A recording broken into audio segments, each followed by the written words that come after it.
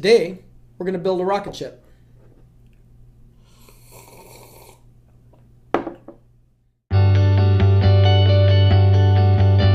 Hi, this is Steve Rockmore, aka Papa Rock, back at you with the next edition of Dad to Dad. And today, joining me is my youngest son, Philip. Hello. I invited Philip to join me today to discuss this next issue that I think is really important, which is the power of a dad's words to change for good or for bad how he affects his kids. And so I thought we'd just kind of go through some of this. I don't have any kids, by the way. Philip does not, yeah. Yet. Yes. I'm working on it. Philip's my youngest of six. About to head off back to Boston, actually, Right. for his final year, his senior year in college. So he is going to become a filmmaker extraordinaire, and I'll be able to retire and live on a yacht as a result of that. Isn't that the plan? We'll see what happens. Okay. So Today we're gonna talk about the issue of words, fathers using words, and how those affect kids, whether it's negative or positive words, and how to move past that eventually. yeah, so I know some people that even when they were as old as say 70 years old, who would recall with detail things their fathers had said to them Right. that impacted them negatively. Right. Something along the lines of like, "You are so stupid," or "When are you ever going to grow up? When are you going to get things right?" And how that would stick with them for the rest of their life. Maybe they would say something like, "Man, you are so slow," or "You're just like your mom," or whatever. And they haven't been able to overcome that.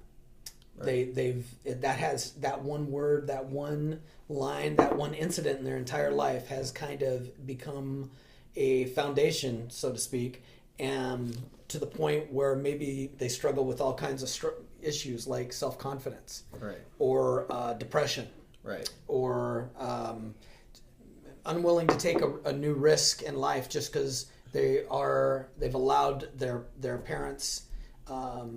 Moms can do this too, but dads seem to have an even more ability, a greater ability to impact their kids with these kinds of words, Right. and have said things that they can't shake.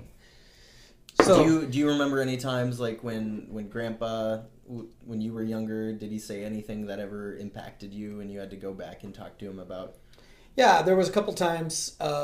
It was pretty rare, honestly. I was very fortunate in that very blessed that my dad was, for the most part, a really positive guy. He was very uplifting, very, very positive. Almost everything he said.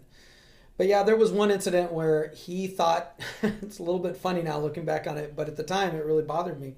He had thought my brother and I, my younger brother Bob and I, had left the light on in his pickup truck and had drained the battery, which especially back in those days was a big deal. Right.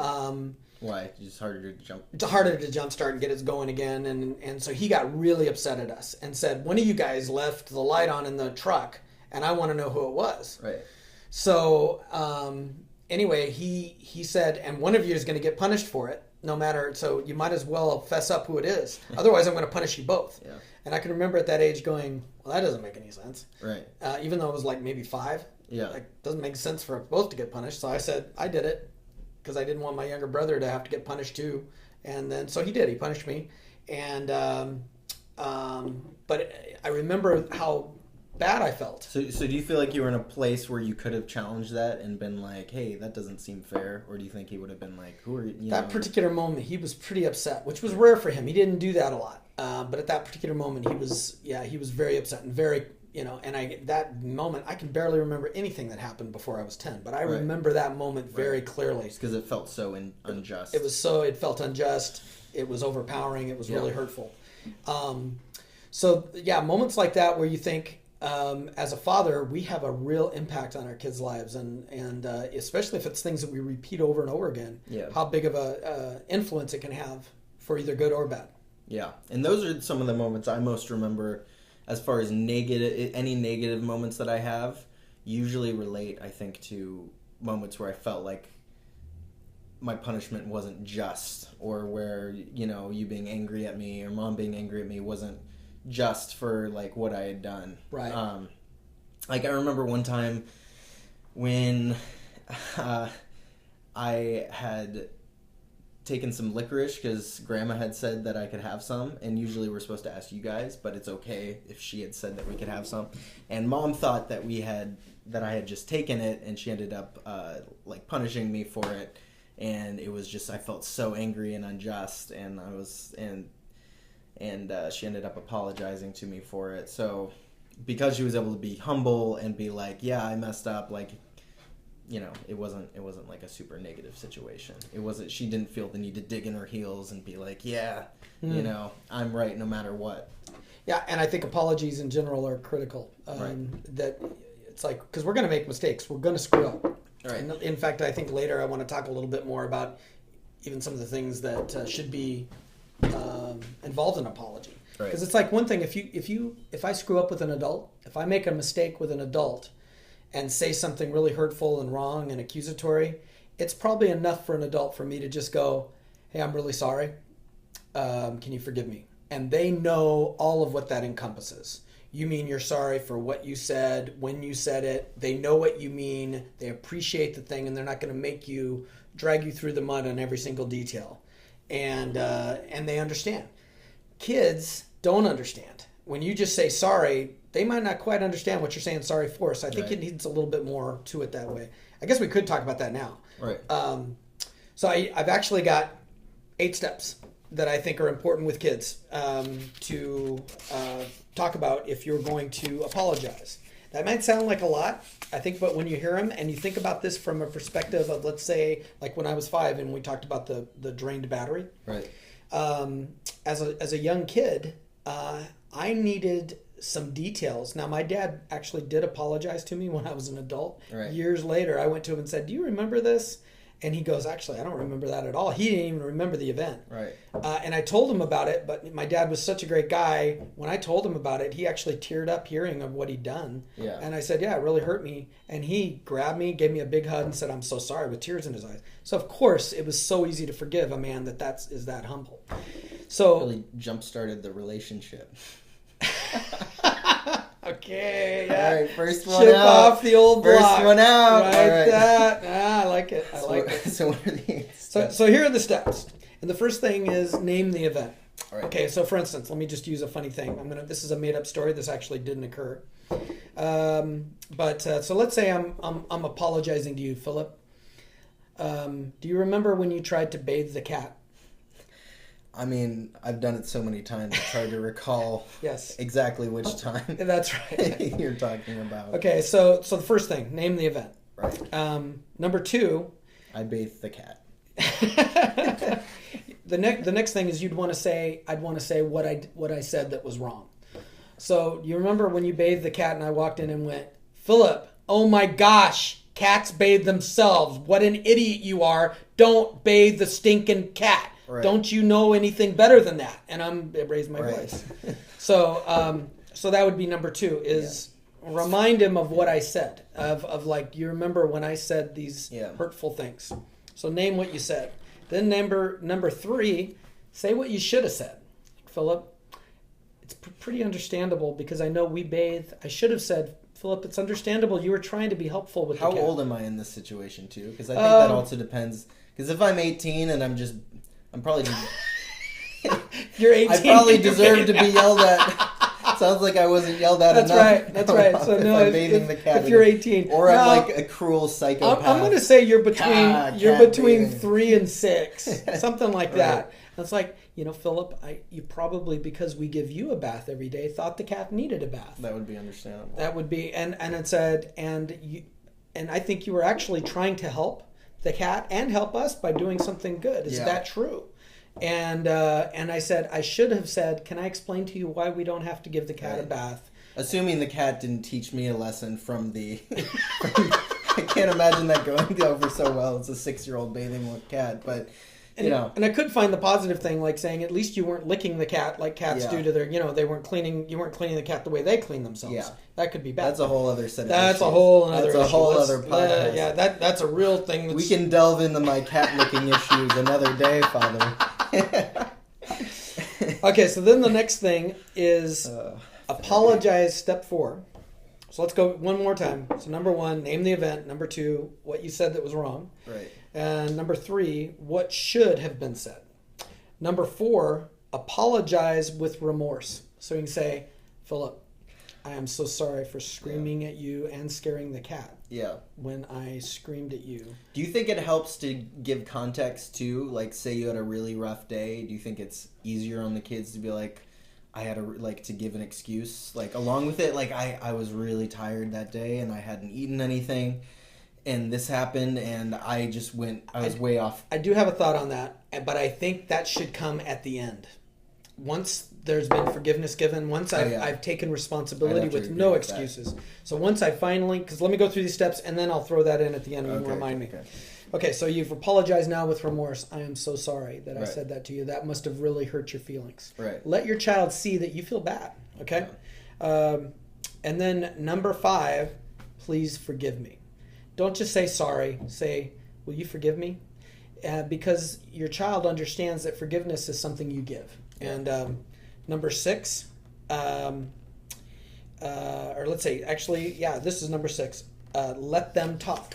So then I would give room for my 3 to 6-year-old Philip to say, Philip, how did it make you feel when I did that? And he might say, yeah, actually, Dad, you didn't even know that my older brother Jordan told me that the cat needed a bath and told me to go in there and wash it. And I might not have had that information, and now I need to have a talk with Jordan. Got it. Yeah. Right? Yeah. Because maybe Jordan was the one who put you up to it and is now laughing on them. Well, he won't be laughing soon when I go in and talk to him about how he did that, right? Yeah. So then that gives you a feeling like you've been heard. Not just that I said my part of it, but you, I thought the cat needed it, or I heard from someone else that the cat smelled to me, and I thought maybe it needed a bath. And let the kid talk. Right. And then it's like, and then go, yeah, you're right. And then the last thing is wait. And this isn't the last thing, but the next thing is wait for them to say, I forgive you. Let them not only talk, but then say, again, after they've told you all this, will you forgive me? That was really bad what I did. Will you forgive me? And let them say, I forgive you. And then the last step is, I think, a reconnection is important. Okay? Yeah. Is giving a hug, saying, I'm so sorry, and showing remorse by even with a physical connection. And depending on the age of my kid, if it was a small kid, it would be a big, long hug. Right. Maybe if it's my teenage son, it would be, hey, man, I'm really sorry. Abuse. I'd give him a good shove, yeah. Hey, kid. Hey, you. Hey. No, right. And then that's, anyway. Exactly. So, but that there's a feeling that it's been brought to an end. Yeah. And then after that, if there's a connection, then maybe I would say, so, yeah, you know what? That day I came back. I wasn't feline too good. That's my boy. Second one out the gate. All right, dude, you're ahead of the game here. Right. We should keep count. You're two to zip. Yeah. So then at that point, once I've already both asked forgiveness and received it, to say, yeah, you know what, that day I hadn't eaten dinner. I was real irritated, and when I heard the cat screaming in terror and clawing up the window because I was trying to get away from you, I got really irritated, but it doesn't justify what I said. So all of what's great about the actual asking forgiveness is that now this kid has had a chance to see an example of what it means to ask forgiveness. Right. So sometime then when they've done something wrong and they need to ask your forgiveness, you've been modeling that to them. Right. That humility is a good thing for all ages, right? So why do you think it is that a parent's words or like what they say are so much more impactful than everyone else around them? Like, why do people carry that with them to their graves? That my father called me an idiot when I was 7. Why do you think that is? I think there's a couple reasons. One of them is the vulnerability of a child at that age. They are literally like wet cement. And your words are like walking across it. Right. They are so vulnerable, and particularly up until 12, your kids look at you with these eyes of like you're Superman. Mm-hmm. You can do almost no wrong. And so when you say things like, you are so stupid, that was the stupidest thing I've ever, or I am so disappointed, I'm ashamed, all those hurtful things, it literally leaves an imprint on their soul because they're so vulnerable at that age. And they take it in deep. They believe you. And so whatever you do, both physically, verbally, emotionally, even like the inflection of your voice, you could say something like, yeah, I'm proud of you, and roll your eyes, and they know what that means. Or you could, in the inflection by the way you look at them, just even your eyes, the way you look at them when you're talking, expresses so much. And so it's twofold: their vulnerability and your authority in their life. And I think it's a good time to talk also about how what can be just as impactful is what the dad doesn't say. Because there are some dads who grew up and or their kids grew up with them and they were abusive, and there's some which can be equally as hurtful, you might say, when they're passive and they don't say anything. Right. Yeah. No. I know some people are more. Do you want to touch on that? No, that's a great question. Yeah, because I know some people are naturally a little more naturally verbal than other dads. Right. And so I think for those of us who are less verbal, and I've got some of my kids in my son Philip here tends to be a little more verbal than the average, whereas my oldest son Jordan tends to be far less verbal.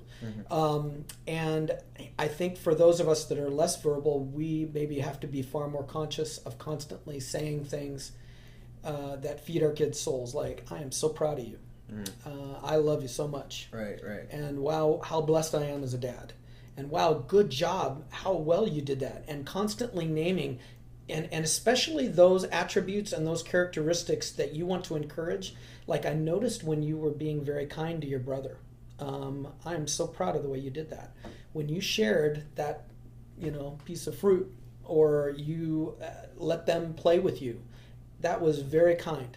Yeah. And constantly giving words of encouragement. And I would say even having a rule of like, for every 3 things, for every 1 negative thing you have to say when you have to correct them, because you do have to correct them once in a while and say, no, that's not nice, don't do that. Yeah. You should be trying to at least give them 3 positive words to compensate. Finding things to just lavish on them. Yeah. So, yeah. And I feel like the more verbal you are, the more it requires you to have follow through. Because I know there are some parents, and I know the kids of parents like these who are now can be very like cynical, suspicious people. Is their parents are so good at talking and always say the right thing. Oh, I'm so proud and like this, and they have no follow through of actually showing that. Of like showing up to things and so I thought you and Mom were always really good at that, is along with saying you're proud and that you love us, you would follow through with showing up to our events and like showing your love in practical ways and showing that, because I think something you wrote here was how equally as strong as the words sometimes can be, the tone and the content and even the inflection of your voice and the context of what you're saying. Yeah. Right. No, it's really true. And capturing moments. You see your kid doing something. You mentioned some of us who naturally are more verbal. Capturing moments where they're doing something, you get in a habit of saying, wow, good job. Look how well you climbed up on that chair. Or good job getting your own breakfast this morning. Good job helping your brother, whatever it may have been, and constantly feeding that. Wow, you are so smart. Did you see how you figured that whole thing out all by yourself? That's great. You come home and you notice they cleaned something up without, you jump on that, and that is an opportunity to feed their soul with, I'm so proud of you. Because there's going to be those times when you have to say corrections, so you have to take every moment to do the other side of those things. And you had a story you wanted to tell, right? You had a story about drywall story. Yeah, we had a home in Colorado, and I had spent an entire day downstairs in the basement putting up fresh drywall. For those of you who've done this kind of work in the past, putting up fresh drywall, taping, mudding, and then texturing, and it had all dried. I'd had fans down there drying it all out. It was all dry, and one morning I got back from someplace I had to go out to do some work or something, came home, and there are 2 of my sons. I believe, and I don't want to falsely accuse any one of my kids, but I believe it might have been John and Michael, who had the claw end of 2 hammers and was taking it to the drywall, hammering on the wall. So I hear it first upstairs, and then I come down and I see them with 2 hammers hammering all my freshly painted, textured work and putting big holes in the drywall. And my first gut instinct was to go, "Oh my gosh, what are you doing?" and scream at them, right? Right. But something put me in check, thankfully. Yeah. And I walked up behind them, and when I came up behind them, they heard me, and they turned around, and they gave me this big smile, like, and you could tell they felt like they were proud of what they were doing. And then all of a sudden I realized what was going on. They had been watching me pounding on the wall all those days before with the hammers, putting in fresh drywall, and they thought they were helping. Hey, we're helping Dad. We're like Dad. We're hammering the wall. Right. And so when they turned around and looked at me, thankfully, instead of doing what I was going to do, I said, "Wow, are you guys helping Dad with the wall?" And they smiled real big and said, "Yeah." And so then I said, "Okay, can I show you what I did?" And then I had them actually help me fix it.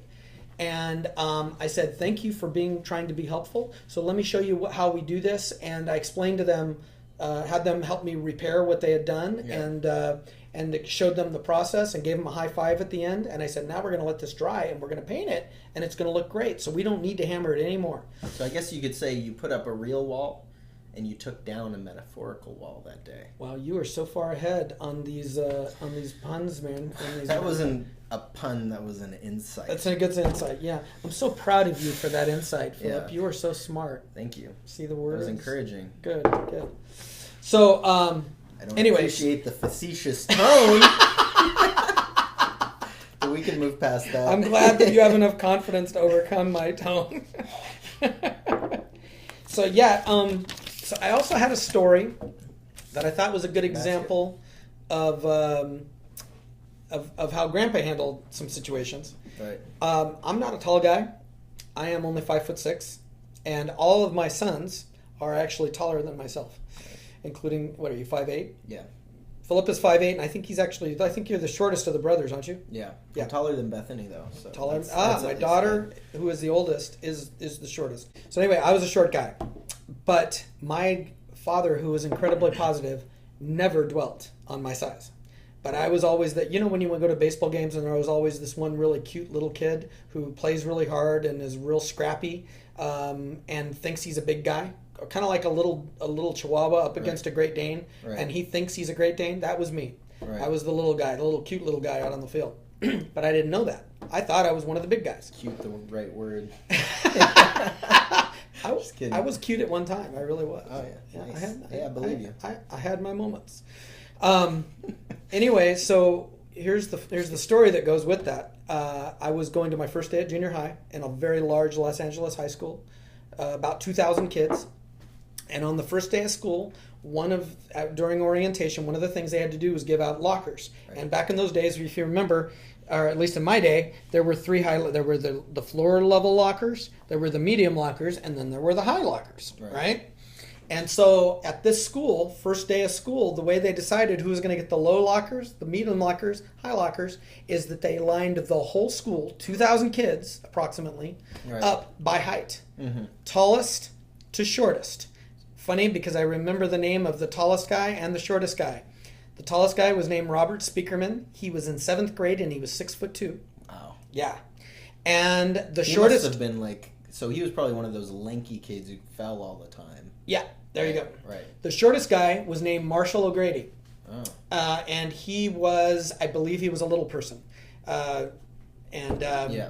So I started walking down the line to discover my place in the line. You kept walking until you found your place. Yeah. And so I'm walking past these hundreds and hundreds and hundreds of kids to find my place in the line.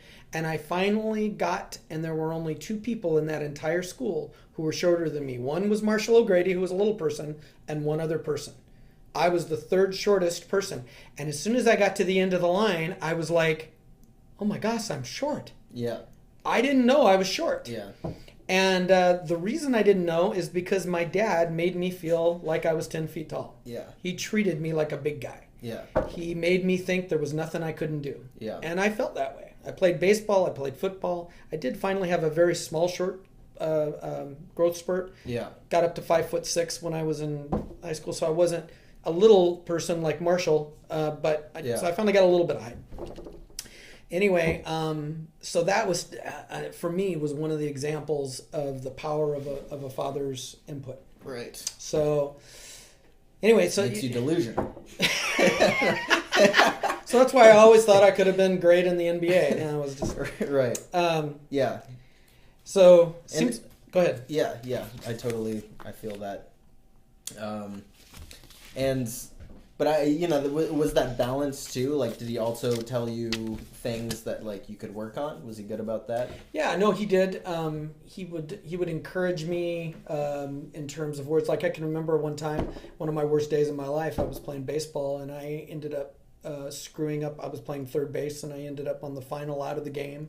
I misthrew the ball and the winning run for the other team ran across the plate, and I was the reason that we lost the game.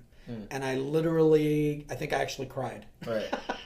And my dad, at the end of the game, we had lost. Everybody was walking off the field. My dad came and put his arm around me and said, "Steve, you know how rare it is that you ever make a mistake like that. You need to just let this go. Right. It was just one mistake." Right. He goes, "If we added up all of the great things you've done for this team," and he said something really positive to me and made me feel better. Right. So there was one other story that came up out of this whole baseball thing that was Right. pretty funny. One time I went to a funeral. So this is another place where Right. it was an example of my dad's power of the positive things that he said. Hitting the table. Sorry. Yeah, no problem. I get a little aggressive Yeah. sometimes. I must tell my story. Is I went to a funeral recently from a group of people that I'd grown up with, and there were a lot of people that I hadn't seen literally for I think 30 years. So I'm like I'm in my early 50s, and I'm about to see people that I haven't seen some of them since I was 18. Right. And I went to this funeral. I was giving my condolences at the end of the service. And there was a gentleman who walks up to me who'd known me since I was in grade school because I'd grown up in this particular church. Right. And he'd known me since grade school. And he walks up to me and he goes, "Steve Rockmore." And he goes, "I thought you'd be playing for the Angels by now." And immediately I know where that had come from because my dad was always bragging about me. Right. He would just say, "Oh, Steve's one of the best baseball players. I think he may get a scholarship," and stuff like this. And honestly, I was average at best. I was a hard worker. I always did my best, but I was an average baseball player. I wasn't a great baseball. But according to my dad, I was headed for the pros. And so immediately when he said that to me, I went, I know where that comes from. That comes from my dad bragging, because he was always, anybody that would listen was talking about his sons and how great they were and how accomplished they were. Right. And I grew up with that sense of self-confidence because my dad was telling me all the time. Right. And when hard things came, because they do, right? Yeah. And honestly, I think I was probably even a little cocky. Anybody who knows me from the early days, I'm sorry, I was kind of overconfident. And, life has a way of... Let's not pretend like you're all the way past that, Dad. Nah, there's still a little cockiness left in there. Let's not look at it in the past form completely. I was going to go out to You've gotten better. I was going to go try out for the Angels this weekend, but I guess I'm not going to do that now. Just kidding. You're good about it now. Thanks. For the most part. For the most part, yes. But you know what? There's enough of them in life that, some people would say, well, shouldn't you constantly be reminding your kids that they're not as great as they think? And I honestly think, life is going to remind them of that. Right. They're going to have friends who are going to remind them of their stupidities and their mistakes. They're going to have life. They're going to have bosses. They're going to have all kinds of things that are going to knock them down. Right. You don't need to do that. You don't need to knock them down. You shouldn't lie to them. And maybe my dad made me think I was good enough to play for the Angels, but I knew I wasn't good enough. Yeah. But it made me confident enough to try things. Yeah. I honestly think I was, growing up, I was attracted to very cynical people because of that, maybe. Because you and Mom are so positive that I liked being friends with very cynical people. Because I felt like they balanced me out. So we kind of, would coexist where I'm very positive and they're oh, the world sucks. And I'm like, oh, right, man. I just liked hearing that. There was something new about this. Wow, Yeah, that's a whole new perspective. Yeah, I was like, I like this guy. Yeah. Anyway, so the main message in all this was that as a father, we have this incredible power in our kids' lives, literally from conception. Because there's even some evidence that talking to your kid before they're even born. Right. My son Jordan, when he was born and was crying, literally it was 3 minutes old, and I said, "Hey, Jordan, he stopped crying and turned his face towards my voice because he recognized my voice. And there's something about a father's words. Right. Now, when they turn 13, all of a sudden the Superman cape is off, and all of a sudden you become the kind of sad old fat man. Yeah. And you're not quite as great. But during that 0 to 12, that conception to 12, you have an opportunity to really, now in the teenage years, there's still room. All right. But they don't sit and listen to your every word quite as often. You have to be a little more creative to find ways to slip in the positive, Right. which I did. But during the early years, you have an opportunity to just flood their souls with positivity and belief in themselves. Right. And the combination of their vulnerability and your influence, the power you hold as a father. Right. And I think one thing to add in there is, because I think some people are going to listen to this and be like, that's the problem with this generation. They think they can do anything and they're so entitled.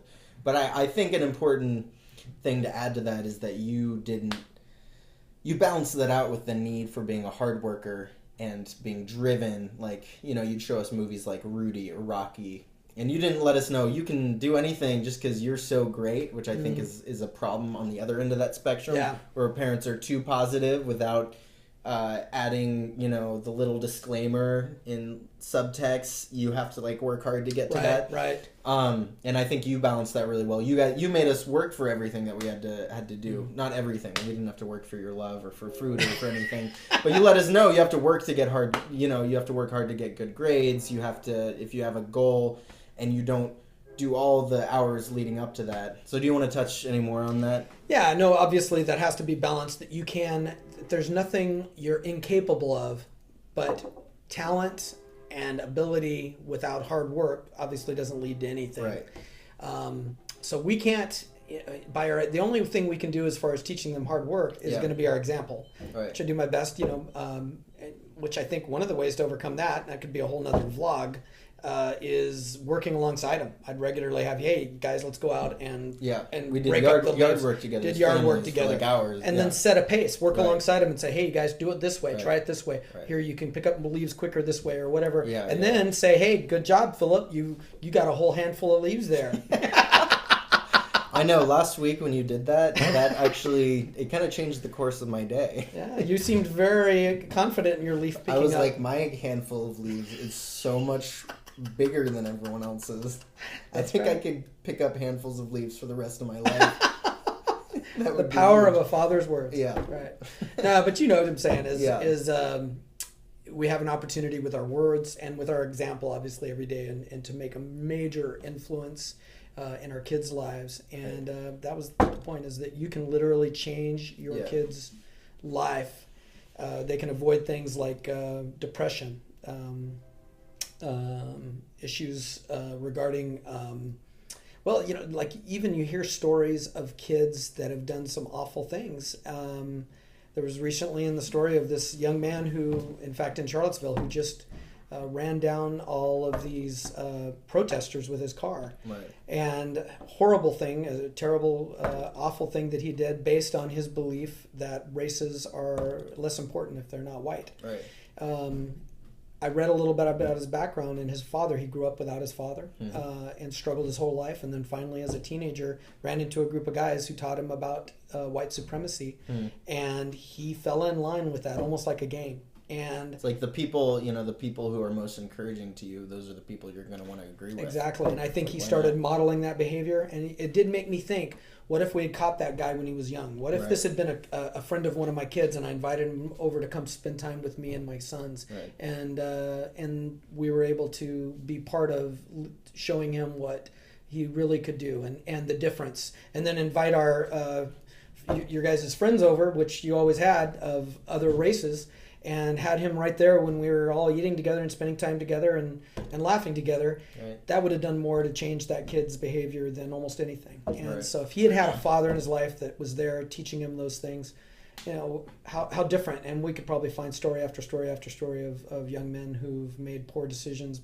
partly because their dads weren't there to speak into their lives and teach them what was right and wrong. So, yeah. So, and then you had another You were talking about someone from church who's much older who still thinks back to how their father treated them. Yeah, I heard a story recently from, we were discussing the aspects of fathers, and as well as, especially in our faith, we describe God as a father. Right. And we were discussing this in this particular group, that what is it like to think of God as a father. And this 70-plus-year-old woman just told us why she always had struggles with thinking about God as being a good father. And she described an incident when she was a young teenager coming home, and she had accidentally gotten her dress dirty. And when she got home, her father harshly scolded her for getting her dress dirty. Right. And she's in her mid-70s. Her dad has been gone a long time. And yet she said that one incident has forever, when she thinks of a father, that's what comes to mind, that incident with her dad. And I remember being so impacted of thinking, wow, the power of a father's words and his influence in his kids' lives, and how that can affect you literally up until the point you die. So I wanted to encourage men to realize every single word that they say is an opportunity to either build up or to destroy the character, the soul, the belief, the self-confidence, the security of your kid. And that by saying things that build them up, we're creating world changers, or by tearing them down, creating men possibly like this young man who did such a terrible thing, to the point where they turn to the wrong way of thinking and become hurtful people themselves. They probably heard the expression, hurt people hurt people. And it's very confusing.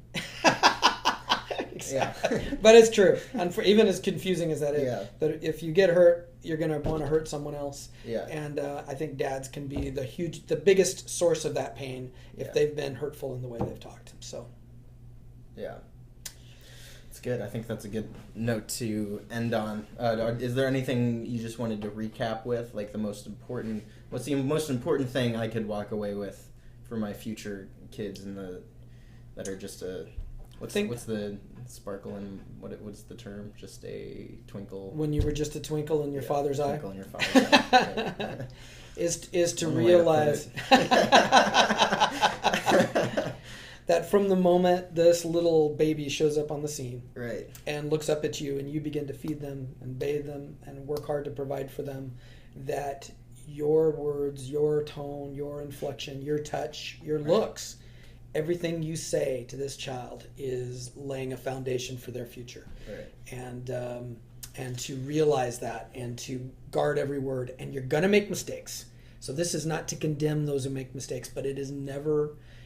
Then get really good at saying you're sorry, and then making changes. Just saying you're sorry, or doing more, obviously, not just saying you're sorry, but going through the steps we talked about to make things right.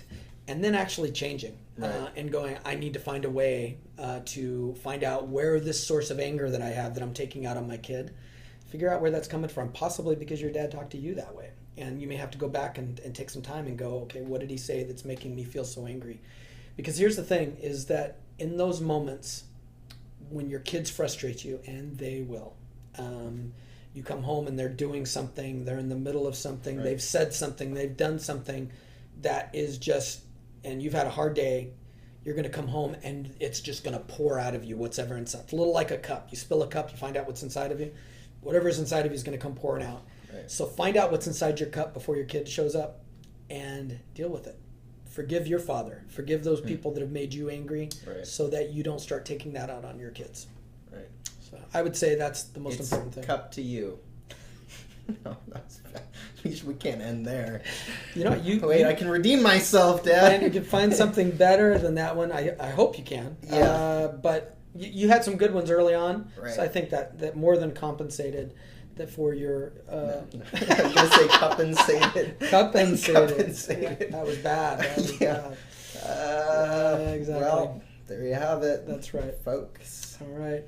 So, with everywhere we ended with this word is that that the difference a father can make in one child's life can change the world. Thanks for listening.